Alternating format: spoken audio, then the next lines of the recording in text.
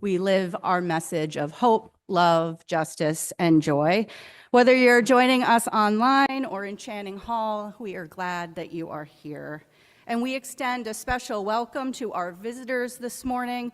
We invite you to stop by our welcome table after worship in Robinson Lounge, if you haven't done so already, so we can get to know you and, importantly, add you to our e-list so you can hear about all of the events and activities here. Again, welcome. It is good to be together. Please check out happenings in your order of service for our upcoming events. And one we want to highlight is that on Sunday, June 1st, we invite you to celebrate the start of summer and the close of our congregational year at our annual summer picnic. You are invited to wear your brightest and most festive colors, and feel free to add a fun hat if you'd like. The picnic will be held outdoors starting after our annual meeting. So we have our service, we have our annual meeting, and then our picnic. We provide the food and drinks, but we ask folks to bring a salad or a dessert to share and help us with setup, cleanup, and grilling. Please RSVP on our website in the Sign Up Genius section so we can be sure we have, importantly, enough burgers, enough hot dogs, including veggie and vegan options for you. We look forward to seeing you there. And now, in the spirit of joy and celebration, we enter into this time of praise and promise. May we be held in the spirit of love as we hold our dear children, youth, and their leaders as they have co-created this worship for us. Shine your smiles and light out to them. They've thoughtfully prepared and practiced to minister to us this morning. We invite forward our pre-K children and kindergartners and their leaders and assistants to light our chalice this morning.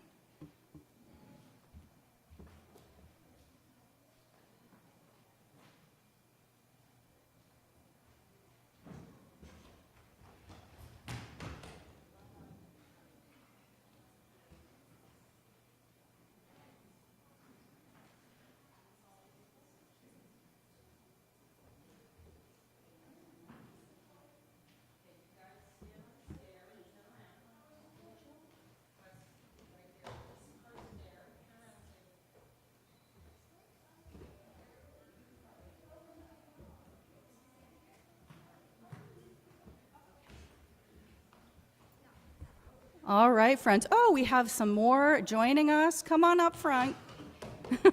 Glad you are here.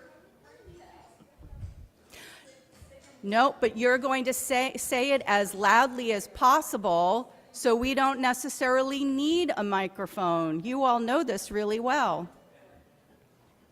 Okay, are we ready?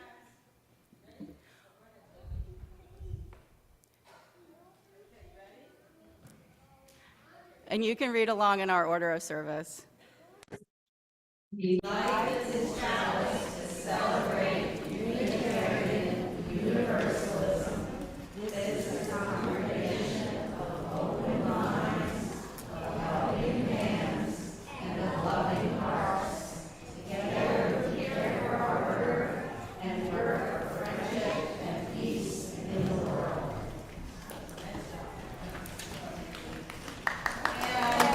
And Carrie, before you head away, we have this for all of our leaders this morning to honor you. There are pins that note you that you are a children and youth ministry leader here at UU Princeton, and we are so grateful for the gift of your presence with our young people. And our first through fourth graders are going to share our wonder and wisdom this morning. I'll share briefly that our first through fourth graders have done a program here with Lego values, which Alice will share a little bit more about. But I do want to share that they chose their book from all the books that they had used this year, with Alice leading the group in rank choice voting in order to come up Democracy is well and alive here at UU Princeton. So yes, this was the first curriculum that has showed up in the UU world that deals with the new collection of values with love at the center. And it had a book that was chosen to represent one of the values. And then it was our Lego UU values. So every week had a Lego activity as well. We did select a book called Carl and the Meaning of Life by election. And some of the things in the Wonder Box are Lego creations made to be part of that book. And I think we have the book going to come up on here. Yes, okay. So if any one of you has one of the lovely Lego creations, they're kind of delicate, so take it out and show us what it is.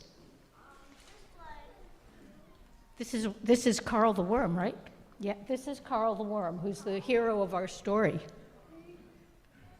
Anybody else got any? I think there was a dung beetle in there also. Is there? I have it. Oh, you've got the, no, but not the Lego one. Anyway, so this is fine. Fox? Oh, that's Foxy. Yes, very nice. Anybody want to show another animal that you found in there? I found this bird. Oh, look at that. I found another Carl. I found another Carl. He has a smiley face. Okay. Should we start? Should I hold it? Does this work? This work? You're gonna put it close to your mouth. Okay. Here, why don't you hold that for now? Okay. It's on. Carl. Turn it off and on.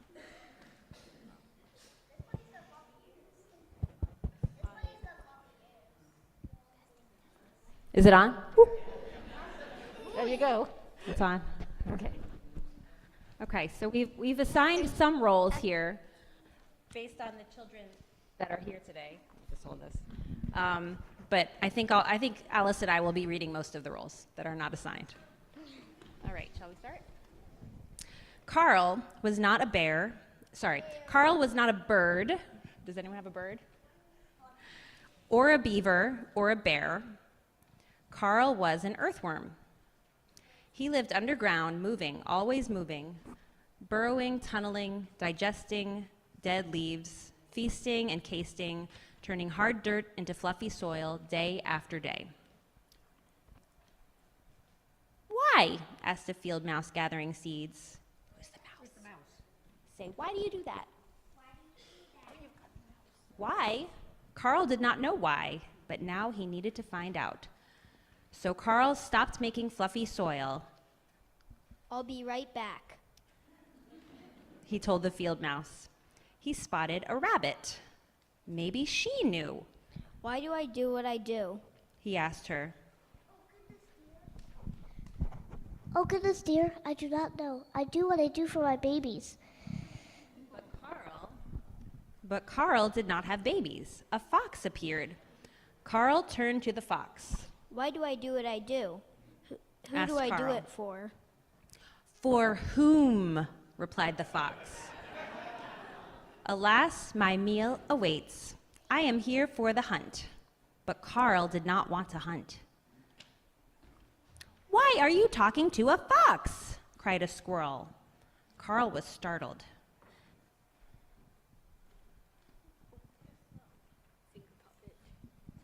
Yep, that's the squirrel. Because the field mouse is waiting and wants to know what I am here for. The squirrel declared, I'm here to plant trees. Trees are where I sleep. But Carl could not sleep, not high in a tree and not without an answer for the mouse. He pushed on. What? And on. Hours turned into days until the soil was no longer fluffy. Who? The ground around Carl turned barren and dry Why? while he continued to search.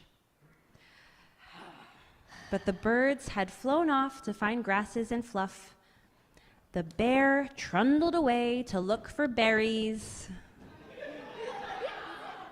Soon there was nobody left to talk to.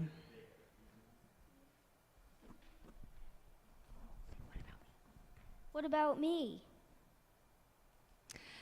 Called Carl. The clouds were silent, so was the air. I'll never find out. He sniffled.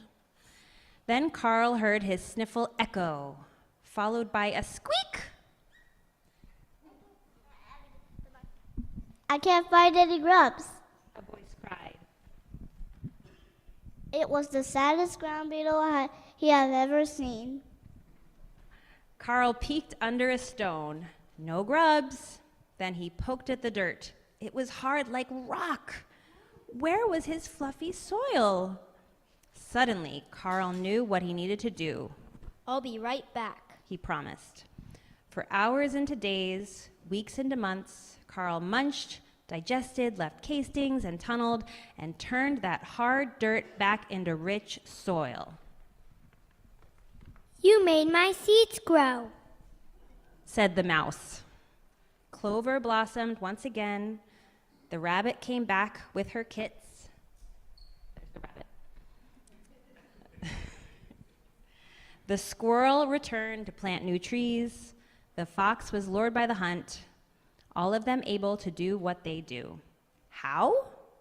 Well, why not ask Carl?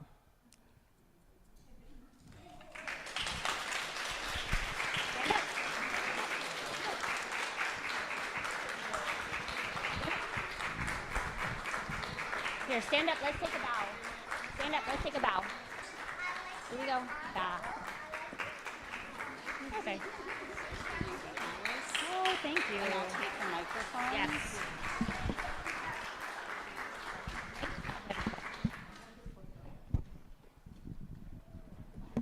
And all of you can go back to your seats for the rest of our worship today. And now I think we'd like to welcome up our 5th through 7th grade class. So our teachers, our helpers, our students. Stand right here. Hi, guys. Here they come. I don't know if this is on. Is yours working? I think it's on. So good morning. We are the 5th through 7th grade class.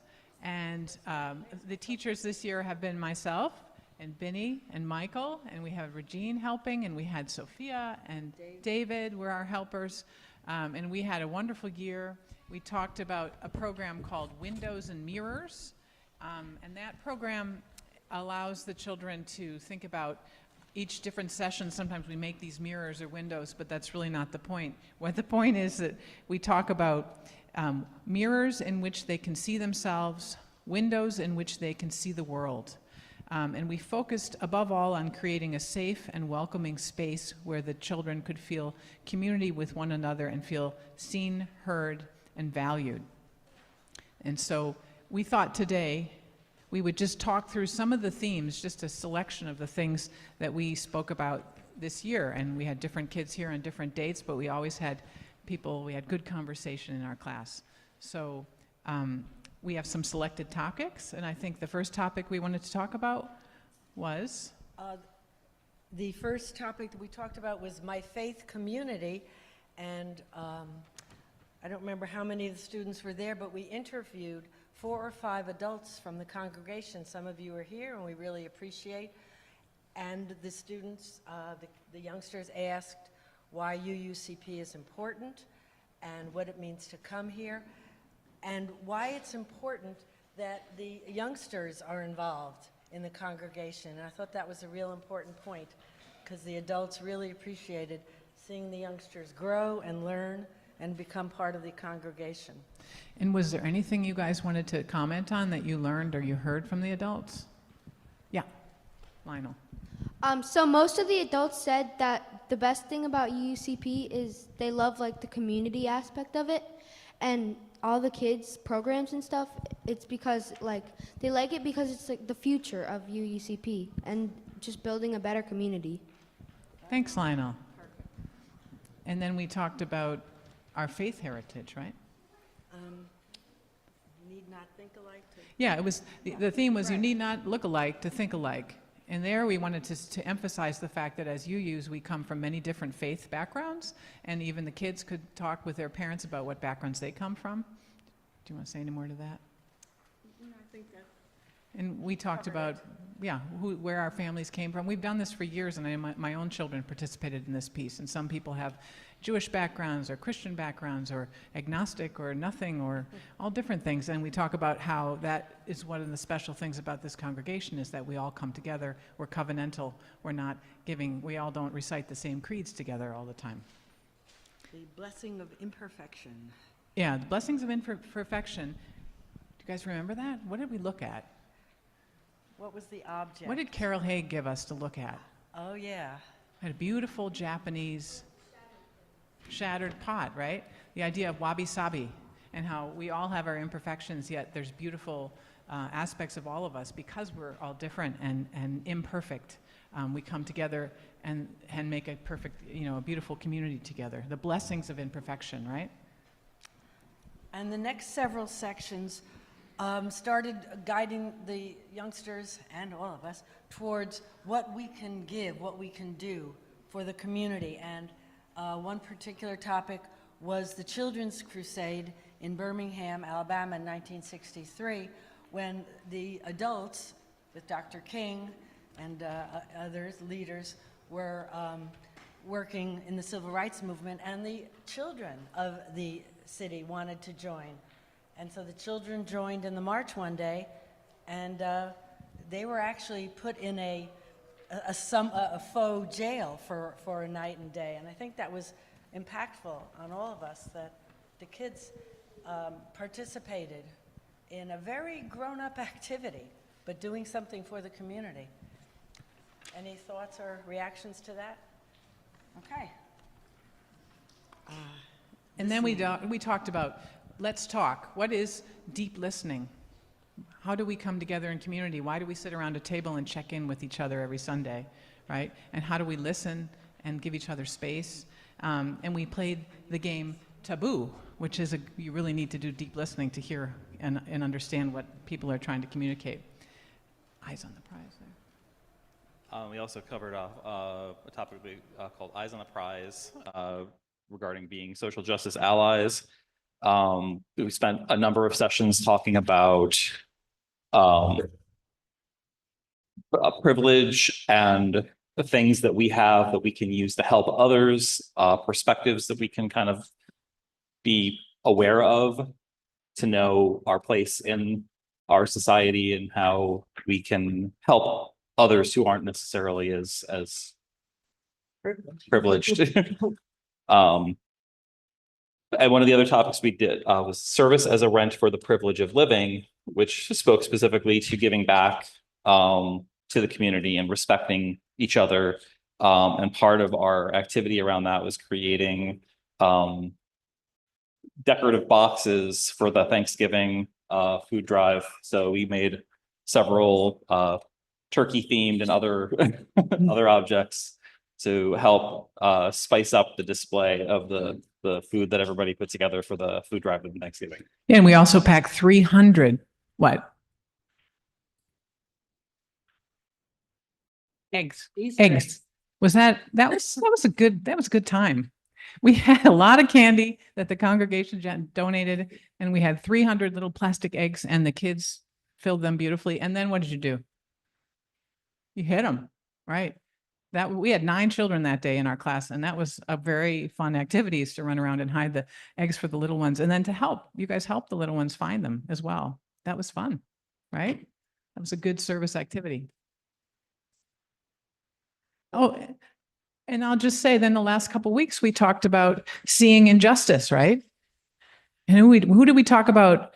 We said, don't look away. Who saw the children and the people laboring in England? Who was that? Who wrote the stories? Do you remember? An author. Remember? Charles Dickens, right? We talked about Charles Dickens and what he did and what he was able to do to serve. He was a writer, and so he wrote about what he saw and brought attention to injustice. And then we talked about last week, it was Dorothea Dix, right? And what did she see? Do you remember? Right? Yeah, people that were kept in jail because they were mentally ill. Right. And they didn't have clothing and they were chained up. And she went to the legislatures in Massachusetts and around the country and advocated for laws, right, to help the mentally ill. And she was a Unitarian, right? Unitarian Universalist, or Unitarian at the time. So this is just a sampling of what we did this year. We thought we would talk about it so you could hear some of it. We've had a really wonderful time with the kids, wonderful conversations. You've been listening to each other. You've developed community. You've been kind.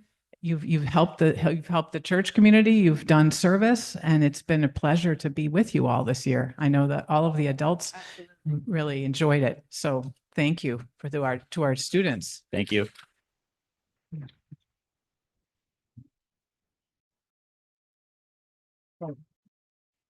And we also thank our 5th through 7th grade youth because they have served as our greeters, and they'll be serving as our ushers this morning. So thank you. Yes.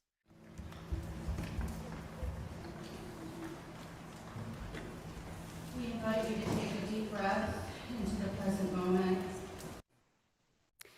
realizing not everyone will have the functions to enter into all of these movements, but grateful for the skills that we do have. We invite you, as you're able, to participate in this interactive meditation. Spirit of love, God of many names, we enter into this time of centering and sensory reflection. Let us shake out our arms and hands, rest them by our sides. Let us shake out our legs and feet and place them on the floor. Let us stretch our heads high, roll our shoulders back, and let them settle. And take a deep breath of thankfulness. Let us touch our eyes or next to our eyes, happy to have the beauty of colors, lines, and shapes, imagining the beauty of the world, the flowers, the trees, the babies, the puppies, all of the things in which we delight. Let us touch our ears. Through them we hear glorious sounds, happy ones and sad ones, beautiful songs and lonely cries. Let us listen well so that we may live fully.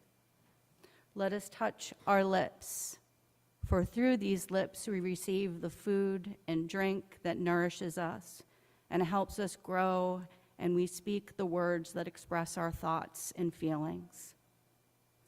Let us touch our hearts, for it is our hearts that we know and share love. Let us open our arms to feel the world around us. In our imagination, let us experience the wind that cools us, the sun that warms us, and the rain that nourishes the earth and cleanses us all.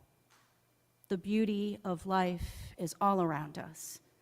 Let us softly say, each in our own way, thank you. Thank you, God. Thank you, nature. Thank you, world. And may we smile in delight.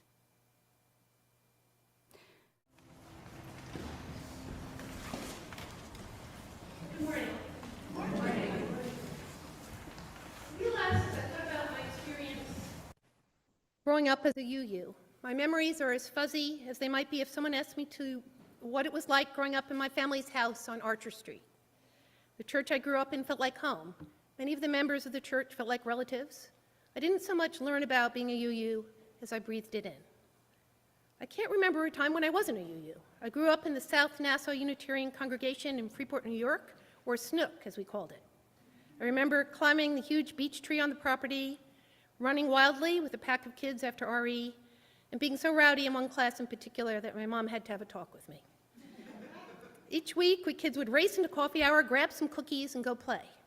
We would return almost an hour later to find my mom still chatting away. She took the term social hour very seriously. It was a commandment for her. The members of the church all seemed like friends. There was the couple who gave me a piece of amber from their travels in the West. There was the couple with 6 kids who acted in every church play. And there was a family of the custodian who lived in the parish house and whose daughter Hillary became a lifelong friend. My parents were deeply involved. My mother threw herself into the anti-war and civil rights protests, sang in the choir, and acted in the plays. My father was a busy college professor, but was later on the board and was a mentor to a couple of young people. It's hard for me to tell as well whether the values I learned as a UU came from my mother, the lifelong social activist, or from the church itself. Growing up, social activism simply seemed like a way of life. If it's Saturday, you're probably going to be at the post office protesting the Vietnam War. While my mother expanded her activities beyond the church, I'm certain she found her voice there. I returned to the church occasionally as a young adult to see my father speak or to join in the beautiful candlelight services on Christmas and for the occasional funeral. I was always greeted with warmth and affection. But I mostly fell away from my UU roots in my young adulthood. I was busy sleeping in and going to brunch on Sundays. But then Scythe and I had children, and when Will was a toddler and Ray was a preschooler, I came back to find religious education for my kids. In the days before Reverend Bill Neely came along, children were rarely in the main service, and when they were, there were few activities for them. When Bill started inviting children to join the service, I at first thought it was a terrible idea because my kids always yawned and squirmed their way through the services. But now it warms my heart to see the children gather each week for story hour. My kids sometimes fought me about coming to church, I'm not going to lie, but they also got something out of RE. They enjoyed neighboring faiths where we learned about and visited other churches, temples, and mosques almost as much as I did. They also liked coming of age, where, as Will puts it, you can say anything about your beliefs and church members will still tell you how wonderful you are. When Ray was a teenager, I forced him to go to the youth group, reasoning that Will would be coming right up behind him. And once they were there, they had a great time. Will invited all his friends to join in. They loved the lock-ins and never got a bit of sleep. I still don't know what went on there because apparently Las Vegas rules still apply, but I'm letting that one go. They did manage to write and rehearse the holiday skits, which were super fun, and where I believe both my kids got to play Reverend Bill Neely. Will and Ray still come to church with me when they can, and I love seeing how warmly everyone greets them. I know they come partly to humor me, but I like to think that they also have some of the same feeling I have about the church I grew up in, and that I have about UECP right now. I hope that it feels like home to them, just as it did for me. Good morning, everyone. Good morning. My name is Lauren Bailey. Some of you might remember me from my credo statement presentation all the way back in 2022. At the time, I was a high school freshman. Now I'm a high school senior, and I will be graduating in only 33 days.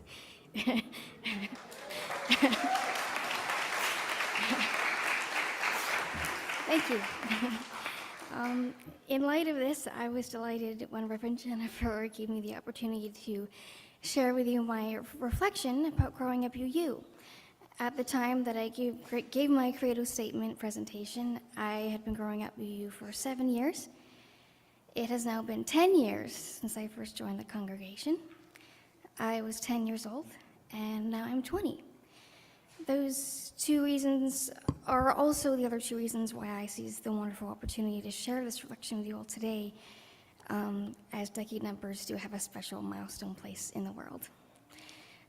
These 2 reasons also have given me plenty of wonderful things to share with you all today. As I mentioned, I was 10 years old when I first came here. Therefore, this reflection is dedicated to my wonderful parents, as I never would have found this magical sanctuary without them.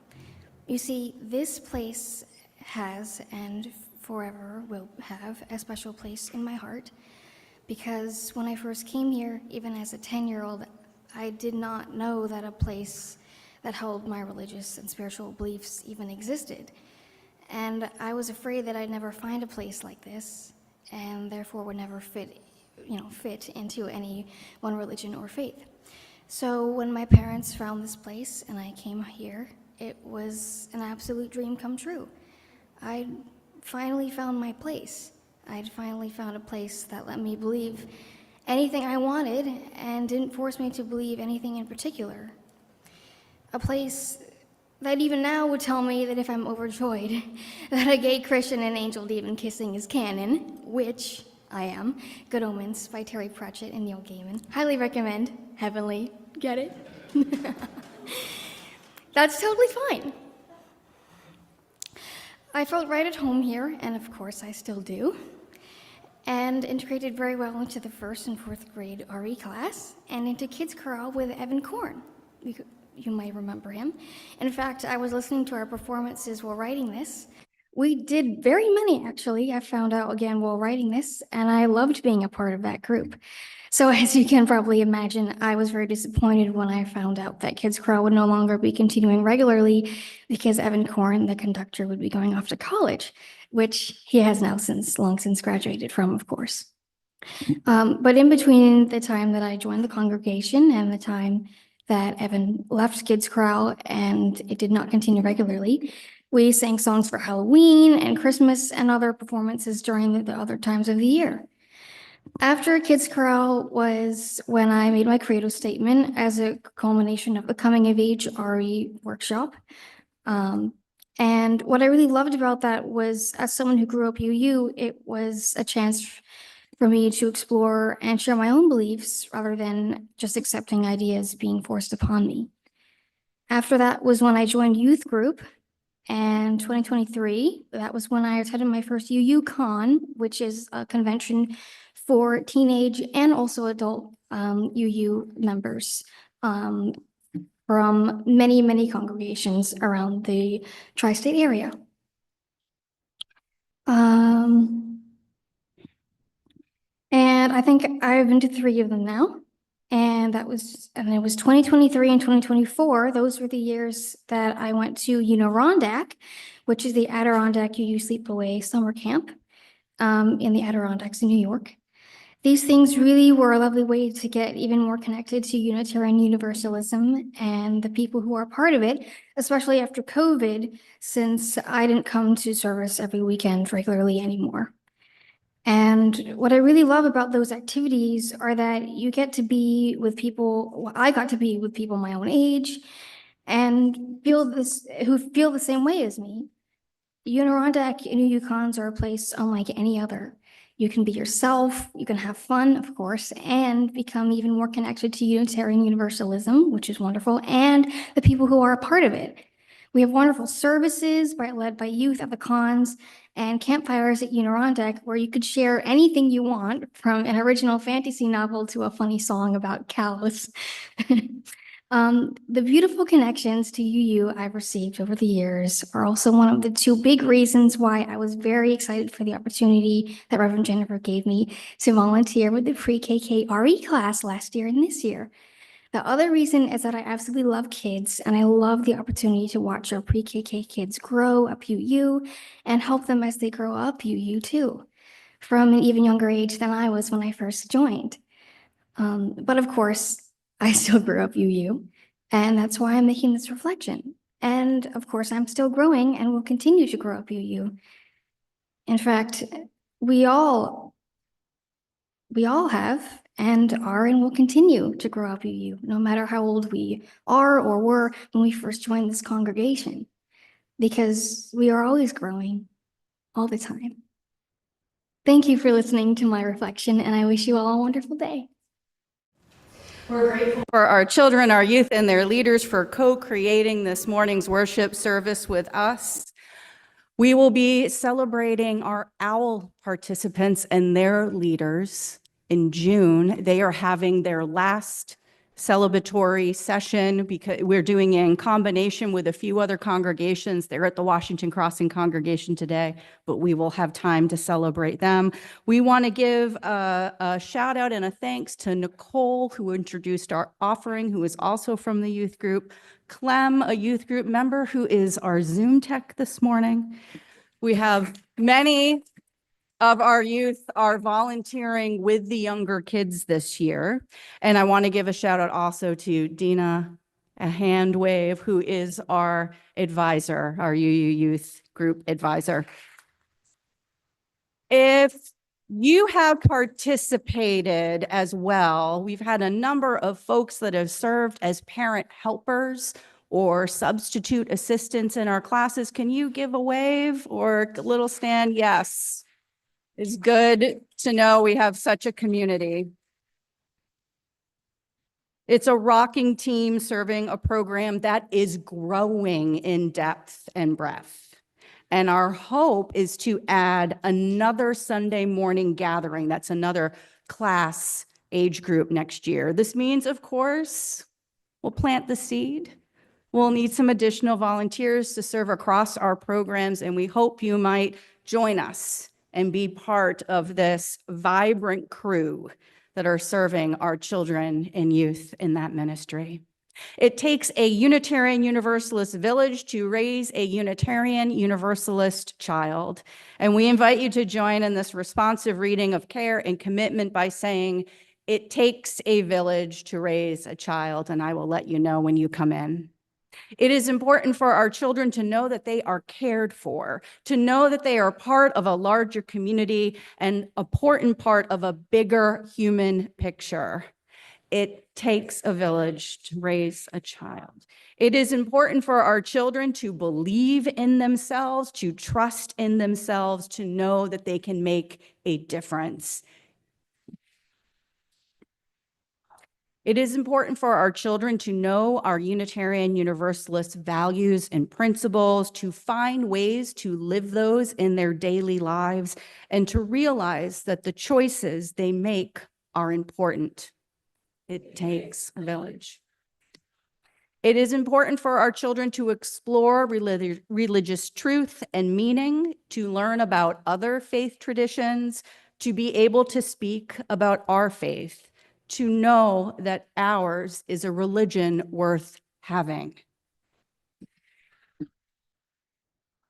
It is important for our children to experience the spirit of life, to feel a sense of awe at the grandeur of the world, and to live lives of empathy and compassion. It takes a village to raise a child. It also takes a lot of stuffies in wonder boxes to engage Unitarian Universalists of all ages. So as a symbol of our gratitude for their participation in our shared ministry here at UU Princeton, we have some wonderful, out of the Wonder Box, plushie pals for our children, youth, and yes, our high school teenagers. So we will invite in a moment our children and youth to come forward or come back in from Robinson Lounge with walking feet, waiting your turn, and you may choose one stuffy out of the gift box as we sing our closing hymn together, We Give Thanks. And our plushies will remain up front for those of you that didn't get a chance to have one. If you are a visitor, you are welcome to come choose one as well, okay? And for all of us to be a part of the celebration, of course, there is cake today. Could someone just blow out the candle? At the end of our hour, we extinguish our chalice, knowing that its light carries us until we gather again. If you have come today seeking peace, may comfort wrap you in its embrace. If you have come seeking inspiration, may you leave sustained to address the world's great unrest. Go forth from here, trusting in your worth and the value and dignity of all beings, of which we are connected in the mystery and wonder of abiding love. Amen and blessed be.